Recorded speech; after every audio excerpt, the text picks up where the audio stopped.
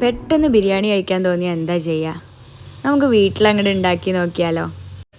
ആദ്യം നമ്മൾ ചിക്കനിൽ ഉപ്പും മഞ്ഞൾപ്പൊടിയും തൈരും കൂടി ചേർത്ത് മിക്സ് ചെയ്ത് മാറ്റി വയ്ക്കാം. നെക്സ്റ്റ് നമ്മൾ ഉണ്ടാക്കുന്നത് റൈസാണ്. റൈസ് ഞാൻ കുക്കറിലാണ് കേട്ടോ ഉണ്ടാക്കുന്നത്. അപ്പോൾ കുക്കറിലോട്ട് നമ്മൾ നെയ്യ് ഒഴിച്ചു, സ്പൈസസ് ചേർത്തു, ഉള്ളി ഇട്ടു. ഇനി എല്ലാം കൂടി ഒന്ന് വഴറ്റി പാകമാകുമ്പോൾ നമുക്ക് അരി ചേർത്ത് കൊടുക്കാം. നമ്മൾ 1 കപ്പ് അരിക്ക് 1.5 കപ്പ് വെള്ളം എന്നുള്ള അളവിലാണ് എടുത്തു വെച്ചിട്ടുള്ളത്. വെള്ളം ചേർത്തു, ഉപ്പിട്ടു. ഇനി നമുക്ക് അടച്ചു വയ്ക്കാം. ഒരു വിസിൽ വരുമ്പോൾ നമുക്ക് റൈസ് ഓഫ് ചെയ്ത് വെക്കാം കേട്ടോ.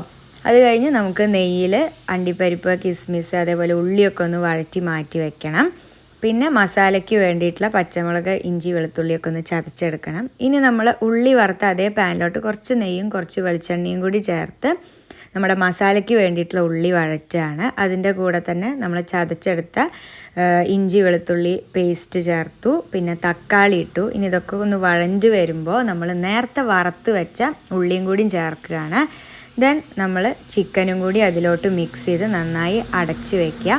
നല്ല തിള വരുമ്പോൾ കുറച്ച് ഗരം മസാലയും കൂടി ഇടുക. പിന്നെ മല്ലിയില, പുതിനയിലയൊക്കെ ഇടുക. അതാണല്ലോ നമുക്ക് ബിരിയാണിയുടെ ആ ഒരു ടേസ്റ്റ് തരുന്നത്.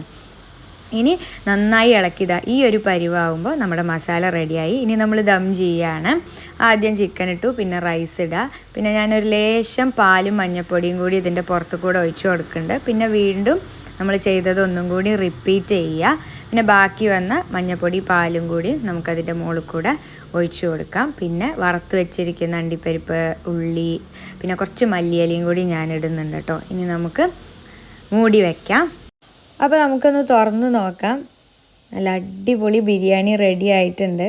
കുറച്ച് മെനക്കെടാൻ സമയമുണ്ടെങ്കിൽ വീട്ടിലുണ്ടാക്കുന്ന ബിരിയാണി തന്നെയാണ് എനിക്ക് നല്ല ടേസ്റ്റി ആയിട്ട് തോന്നിയിട്ടുള്ളത്. അപ്പോൾ എല്ലാവരും ട്രൈ ചെയ്ത് നോക്കുക. Bye bye.